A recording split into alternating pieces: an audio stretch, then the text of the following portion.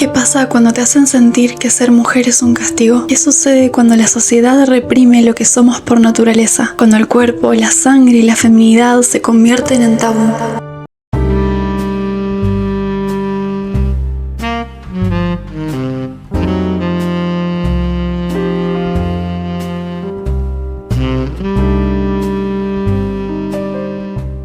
Ella es Carrie. En la clase de gimnasia de la escuela es insultada por sus compañeras por no poder pegarle a la pelota. Más tarde, las chicas se bañan y se cambian en los vestidores. Y Carrie no es la excepción. Mientras se ducha siente una sensación extraña entre las piernas. Al mirarse, ve que está cubierta de sangre. Carrie se desespera y sale corriendo hacia los vestidores, pidiendo ayuda, gritando sin entender qué le está pasando. En lugar de ayudarla, sus compañeras comienzan a burlarse de ella y a arrojarle tampones y toallitas. Carrie queda tirada en el piso, llorando, cubierta de tampones, sin comprender que acababa de tener su primera menstruación. Su reacción fue de puro miedo e incomprensión. Finalmente, la profesora de gimnasia interviene para ayudarla. Mientras Carrie llora desconsoladamente, una lámpara del techo explota repentinamente. Todos la miran y los profesores comentan que no les sorprende que Carrie no sepa qué es la menstruación, ya que su madre es una fanática religiosa. En la oficina del director, Carrie fija la mirada en un cenicero y en un exabrupto, este sale volando como por arte de magia. De camino a su casa, un niño le grita: "Carrie la loca". La casa de Carrie da miedo y su madre también. Al llegar, su madre le dice: "Ya eres una mujer". Carrie le pregunta por qué nunca se lo explicó y la respuesta de su madre es un golpe, irónicamente dado con la Biblia que sostenía en su mano. Luego comienza a recitar versículos sobre Eva y el pecado, obligando a Carrie a repetir que el primer pecado fue el coito y que Eva fue débil. Para la madre de Carrie, la menstruación significa que se ha convertido en mujer y eso la vuelve automáticamente pecadora y lujuriosa. En ese momento la encierra en un cuarto horrible y claustrofóbico, donde Carrie debe rezar para expiar sus pecados. Esa misma noche, Carrie se mira al espejo con miedo, rabia y confusión, y de repente el espejo se rompe en 1000 pedazos. Me acuerdo cuando era chica, y seguramente muchos de ustedes también, de pasarme toallitas escondidas en la escuela. Como si hubiera algo mal, como si hubiera algo de lo que avergonzarse de ello, como si hubiera algo prohibido. Es raro como algo que puede simbolizar fertilidad también puede significar vergüenza. Pero, ¿qué entiende la sociedad por menstruación? La realidad es que ni siquiera podemos llamarle por su nombre. Le decimos el periodo, estar indispuesta, Andrés el que viene una vez al mes. Pero, ¿qué es lo tabú? ¿Qué significa lo tabú? Lo tabú es algo que no se puede hablar ni mencionar. También es mutable, lo que en alguna época fue tabú puede no serlo en otra o viceversa. Pero algo que no me parece para nada sorprendente es que la concepción del tabú está profundamente ligada a la religión, específicamente en la religión polinesia, en la cual lo llamaban tapú en vez de tabú. Para esta religión, el tapú significa lo sagrado, pero a la vez prohibido espiritualmente. La RAE lo define como prohibición de comer o tocar algún objeto, impuesta a sus adeptos por algunas religiones de la Polinesia. Los lugares o animales considerados tabú no se pueden tocar ni visitar. También está prohibido hablar de ello. Este concepto llega a Occidente cuando el navegante y explorador James Cook, en su libro The Voyage of the Pacific Ocean, habla sobre las experiencias de su viaje y menciona el concepto de tabú. Entonces el tabú, como lo conocemos hoy en día, es aquello que no puede ser nombrado y sirve para regular el comportamiento de una sociedad, marcando límites. Pero este tabú tiene claramente sus raíces mucho más atrás en la historia. Ya en creencias religiosas milenarias decían: es dañina, así que manténganse alejados de sus esposas durante la menstruación y no se acerquen a ellas hasta que estén puras. En el Corán, en el Antiguo Testamento decían: y cuando a una mujer le llegue la menstruación, quedará impura durante 7 días. Todo el que la toque quedará impuro hasta el anochecer. Y si bien son religiones distintas, ambas repiten el mismo patrón: el cuerpo femenino asociado con lo impuro y lo peligroso. Porque ya a partir de la religión cristiana, con la figura de Eva, la menstruación se presenta como un castigo, no como algo que da vida, algo por lo que una debe sentir culpa, convirtiendo a Eva como la responsable del pecado original. Pero hay algo muy interesante que aprendí haciendo este guión y que no sabía. En el libro del Génesis, la historia de Eva es distinta.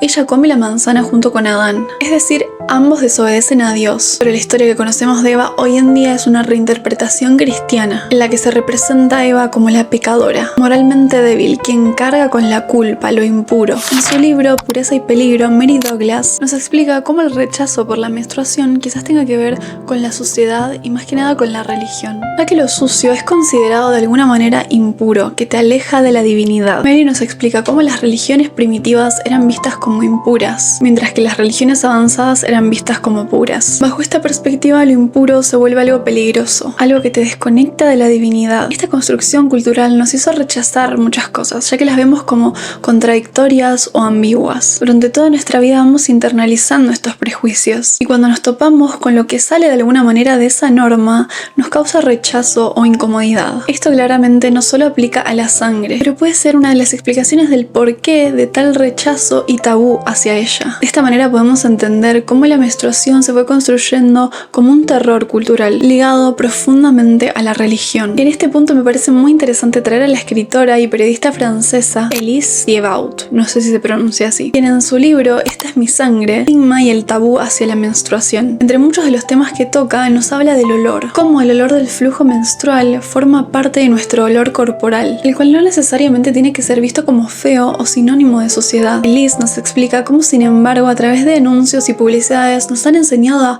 oler frescas incluso en esos días. Pero ella nos explica que así como nos gustan el olor a flores, a limón, a chocolate, también nos gustan olores como a nafta, a tierra mojada, a cuero, a queso, dependiendo de la persona, claro. Pero nos explica cómo los olores de las personas que amamos e incluso nuestros propios olores nos gustan. Nuestro olor corporal, los olores nos llevan a personas, nos llevan a momentos. Si bien el flujo menstrual tiene un olor particular, sí, ¿por qué debería catalogarse como algo malo o de lo que avergonzarse? No sé, me pareció una perspectiva muy interesante que me dejó pensando bastante, porque claramente el olor en la menstruación es algo muy tabú. Todo esto no significa que vivamos igual que hace miles de años, ni que la religión sea la única causa del tabú menstrual, pero sí nos ayuda a entender algo muy importante. Muchas de las ideas que hoy nos parecen naturales, la vergüenza, el silencio, el asco, tienen una historia. No aparecen de la nada, se fueron construyendo, repitiendo y adaptando a lo largo del tiempo. Y aunque hoy en día no pensemos en la menstruación en términos de impureza, esa visión sigue vigente de una forma más sutil en la cultura, en el lenguaje, en la publicidad y en la manera que aprendimos a relacionarnos con nuestros cuerpos. Y en Carrie, la visión de la menstruación se encuentra cargada de todos estos estigmas, vista como algo sucio, asqueroso y castigable, pero principalmente Carrie se encuentra atravesada por la religión. Pero tranquilas que ya vamos a llegar a eso. En mi video de Crepúsculo, donde analizo el Monster Romance y también la construcción de la mujer sacrificada y el amor romántico, hablo sobre lo abyecto. Siento que es una visión muy interesante y que aplica también para la menstruación, así que lo voy a dejar por acá arriba para que lo puedan ver. Carrie se convierte en el objeto de burla de toda la escuela, incluso de algunos profesores. Siente que algo extraño le está pasando, pero no sabe qué, así que investiga en la biblioteca escolar y encuentra un libro que parece describir exactamente lo que le ocurre. Las compañeras que le arrojaron tampones reciben un castigo, y una de ellas se ensaña aún más con Carrie, mientras que otra se siente culpable y le pide a su novio Tommy que invite a Carrie al baile de graduación. Tommy duda, pero al final acepta, y cuando se lo propone a Carrie sale corriendo, convencida de que se están burlando de ella. La profesora de gimnasia intenta animarla y le ayuda a ver la belleza que hay en ella. Tommy vuelve a buscarla a su casa para invitarla nuevamente al baile y finalmente Carrie acepta. Mientras tanto, la compañera que se ensañó con ella comienza a tramar algo en su contra. Al anochecer, Carrie le cuenta a su madre que la invitaron al baile y le explica que quiere ser normal, que no la vean como rara. Su madre se niega rotundamente y le arroja un vaso de agua en la cara. La discusión escala y la madre enloquece. En ese momento, Carrie cierra todas las puertas y ventanas de la casa con el poder de su mente. Carrie tiene telequinesis. Durante la pelea, la madre de Carrie grita cosas sobre el padre de Carrie, quien las abandonó para irse con otra mujer. Para ella, eso fue obra del diablo. Finalmente, Carrie decide ir al baile, aunque su madre no esté de acuerdo. Cose su propio vestido mientras su madre reza intensamente por ella. Llega la noche del baile y Carrie se maquilla y se peina, mientras su madre la juzga, le exige que se quite el vestido y pida perdón a Dios. Al no obedecer, la madre comienza a gritar, se lastima a sí misma y trata de obligarla a quedarse. Carrie la aleja con sus poderes y se va. Al verla partir, su madre recita: "No permitáis que viva la bruja".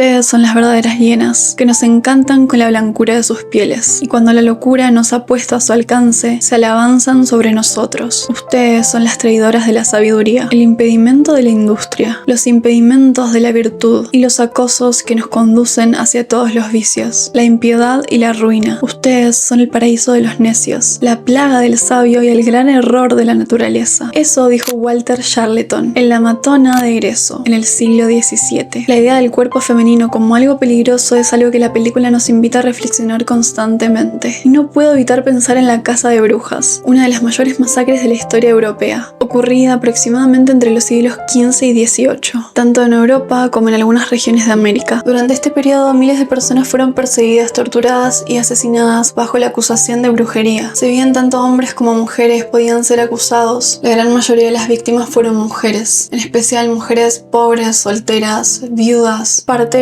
o aquellas que vivían al margen de las normas sociales. La persecución estuvo profundamente ligada a las instituciones religiosas y políticas que veían en estas mujeres una amenaza al orden establecido. Si bien no se sabe la cifra correcta, se cree que al menos 100.000 mujeres fueron asesinadas por brujería durante 3 siglos. Este fenómeno se intensificó en un contexto de profundas transformaciones sociales, económicas y religiosas, entre ellas la Reforma Protestante, un movimiento religioso, político y cultural que comenzó a principios del siglo XVI y que rompió con el poder central de la Iglesia Católica. A partir de este quiebre, tanto el mundo católico como el protestante endurecieron sus discursos sobre el pecado, el cuerpo y la sexualidad. Durante este periodo, la Biblia comenzó a ser entendida como la máxima autoridad moral y espiritual, y el cuerpo, en especial el cuerpo femenino, quedó cada vez más asociado al pecado, a la culpa y la tentación. Bajo esta lógica, la mujer debía ser vigilada, controlada y disciplinada. Cualquier mujer que se saliera de la norma, como no casarse, no tener hijos, vivir sola, tener conocimientos sobre el cuerpo y la naturaleza, podía convertirse en sospechosa. Es importante aclarar algo. La Casa de Brujas no fue exclusiva del catolicismo o del protestantismo. Según explica Silvia Federici, tanto territorios católicos como protestantes participaron en estas persecuciones. Lejos de oponerse a ambas corrientes religiosas, compartieron argumentos, miedos y justificaciones para castigar a las llamadas brujas. La historiadora, filósofa y activista feminista italiana Silvia Federici, en su libro Calibán y la bruja, nos explica que la Casa de Brujas no fue un simple episodio de fanatismo religioso, sino un proyecto político debatido y promovido por las élites intelectuales y religiosas de Europa. La persecución funcionó como una forma de control social, especialmente sobre los cuerpos femeninos, en un momento de transición hacia el capitalismo moderno. La Casa de Brujas se extendió por países como Francia, Italia, Alemania, Suiza, Inglaterra, Escocia y Suecia. En este contexto aparece uno de los textos más horrorosos y brutales de la historia, el Malleus Maleficarum, que en latín significa el martillo de las brujas. Este manual, escrito en el siglo XV, se convirtió en una especie de Biblia para los cazadores de brujas. En el Malleus Maleficarum, sus autores describen a las mujeres como seres especialmente propensos a la brujería, debido a su supuesta lujuria insaciable, su debilidad moral y su falta de control racional. Según estos discursos, las mujeres eran más propensas a pactar con el diablo, y la brujería estaba íntimamente ligada a la sexualidad femenina. Ser acusada de bruja no solamente significaba ser acusada de herejía, sino también de entregarse sexualmente al demonio. Así, el cuerpo femenino pasó a ser concebido como algo peligroso, portador de deseo, de pecado, de caos. Un cuerpo que debía ser vigilado, castigado, dominado. Las brujas eran vistas como perversas sexuales, quienes tenían fantasías con espíritus malignos. Cabe aclarar que la madre de Carrie no es presentada como católica, sino como una cristiana fanatizada, con una interpretación extrema y literal de la Biblia. Es decir, cree en el pecado, cree en el castigo divino, ve la sexualidad femenina, el cuerpo femenino, la menstruación como lo impuro, lo peligroso. Pero todo esto de alguna manera no quedó en el pasado. Estas construcciones simbólicas siguen resonando hasta el día de hoy. La asociación feminidad, culpa, castigo y peligro atraviesa siglos de historia y aparece de distintas maneras en nuestras narrativas culturales actuales. Carrie, con su cuerpo, su sangre, su sexualidad y su vínculo con la religión, es una heredera directa de este imaginario social. Tommy y Carrie llegan al baile. Por primera vez, Carrie vive experiencias adolescentes relativamente normales. Baila, se anima, disfruta, aunque con mucha inseguridad. Aunque Tommy la invitó porque su novia se lo pidió, parece disfrutar genuinamente su tiempo con Carrie. Mientras tanto, su madre enloquece sola en la casa. Anuncian los ganadores de Rey rey y reina del baile, Carrie y Tommy. Carrie no puede creerlo, sus ojos brillan de felicidad. Caminan juntos hacia el escenario, reciben los aplausos, el ramo de flores y la corona. Parece el sueño cumplido de Carrie, pero dura muy poco. De repente, un balde de sangre cae desde el techo y la baña por completo. La compañera que la odiaba y su novio habían asesinado a un pobre cerdo y planeado todo para humillarla. El público comienza a reírse. Carrie, sobrepasada por años de abuso, usa su telequinesis, cierra todas las puertas y ventanas y comienza a matar a todos, uno por uno. Si el Female Rage tomara forma humana, sin dudas sería Carrie. Incluso la profesora que la había ayudado muere. La autora Barbara Creed, en su libro de Monstrous Feminine, dijo: históricamente, la maldición de una mujer, particularmente si estaba embarazada o menstruando, se consideraba mucho más potente que la maldición de un hombre. Y tal como nos explica Creed, la bruja en el cine es principalmente representada como una mujer monstruosa, maligna, con fuertes deseos sexuales, quien tiene como objetivo la destrucción del orden. Y cito: sus poderes malignos se consideran parte de su naturaleza femenina. No es casualidad que en Carrie sus poderes se manifiesten luego de haber tenido su primer menstruación. Carrie no solo es representada como bruja, sino también como un monstruo ligado a la menstruación. Por un lado, podríamos interpretar al monstruo menstrual de Carrie como una mujer que explotó ante todo lo que las mujeres hemos tenido que callar, bajo un sistema patriarcal dominante. Esa es una interpretación posible, pero también podemos centrarnos en la sangre. Como ya mencionamos antes, la sangre menstrual es vista socialmente como algo asqueroso, sucio, putrefacto. La película nos muestra la sangre de muchas maneras, ya sea desde la menstruación, desde la muerte, desde dar la vida. Creo que, y bajo mi interpretación, su tema principal es la sangre y nuestra relación con ella. Sin embargo, también pienso que de alguna manera la película sigue perpetuando estos patrones. Socialmente, la sangre suele estar asociada con la violencia, con lo peligroso, pero en sí misma la sangre no es solo eso, también es vida. Puede representar la muerte, pero también el nacimiento. La vemos como algo tabú, como algo sucio, como algo que da miedo, y al mismo tiempo puede recordarnos lo contrario, nuestra capacidad de crear, de dar vida y de vivir. Es un símbolo complejo, lleno de significados contradictorios. Carrie es la representación de una feminidad reprimida, oprimida, trastornada, una feminidad controlada por la religión, limitada por traumas y frustraciones. La explosión de Carrie no fue casualidad, fue el resultado de años de injusticias, de haber sido obligada a callar, a ocultarse. Pero no es solo eso, Carrie también funciona como la representación de cómo nuestra condición de ser mujeres ha sido reprimida, de cómo nuestro cuerpo, nuestra biología ha sido vista como algo pecaminoso, sucio, peligroso, impuro. La película entonces nos presenta a Carrie como el resultado de los horribles poderes de la sangre menstrual. A las mujeres menstruantes entre el siglo VIII y XI se les prohibía la entrada en las iglesias. Incluso en el siglo XVII las mujeres que estaban menstruando se las mantenía fuera de la iglesia. Incluso hoy en día en el judaísmo más ortodoxo o conservador existe la práctica del nidá. Es un término que se refiere a la mujer que durante su periodo menstrual permanece impura, debiendo realizar un ritual de purificación denominado mikveh, luego de su periodo menstrual. Pero durante la menstruación la mujer es considerada nidá, por lo tanto no puede tener ningún contacto físico con su marido. Está terminantemente prohibido el contacto sexual entre un hombre y una mujer nidá. La mujer nidá tampoco puede participar de ningún acto religioso hasta realizar el ritual de purificación en el mikveh. Por otro lado, Barbara G. Walker, autora de The Woman's Encyclopedia of Myths and Secrets, nos habla de creencias populares y supersticiones sobre la menstruación. Menciona que, según la mitología popular antigua, se atribuían a la mujer menstruante poderes que podían afectar la naturaleza, como arruinar los frutos del campo, agriar el vino, nublar los espejos, oxidar el hierro y embotar los filos de los cuchillos. Asimismo, en el Maleus Maleficarum se acusa a las brujas de provocar tormentas en el mar, agregar leches y arruinar cosechas. Los compañeros de Carrie cometen un acto horrible hacia ella. La bañan en sangre de cerdo. Y esto no es menor ni es casualidad. Tal como nos explica Barbara Creed, la comparación entre mujer y cerdo siempre ha existido. Los cerdos siempre han sido vistos como animales sucios, ya que se cubren de su propio excremento, para proteger su piel tan sensible de las quemaduras del sol y para regular su temperatura. Pero en griego y en latín los genitales femeninos son denominados cerdos, vinculando los genitales femeninos con un animal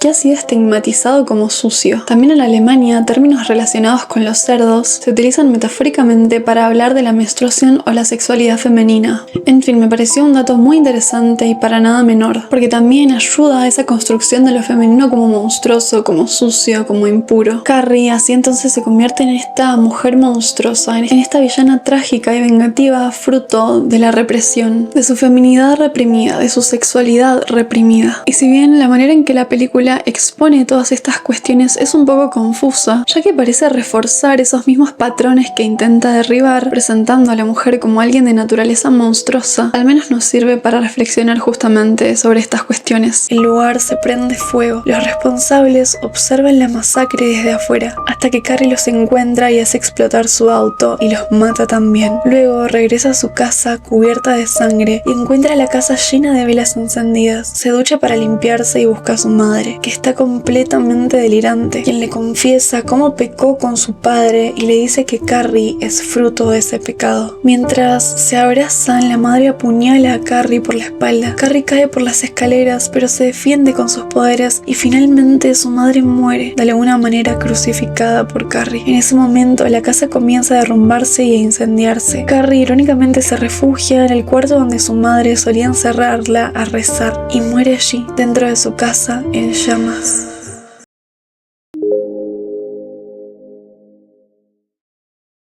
¿Los monstruos nacen o se hacen?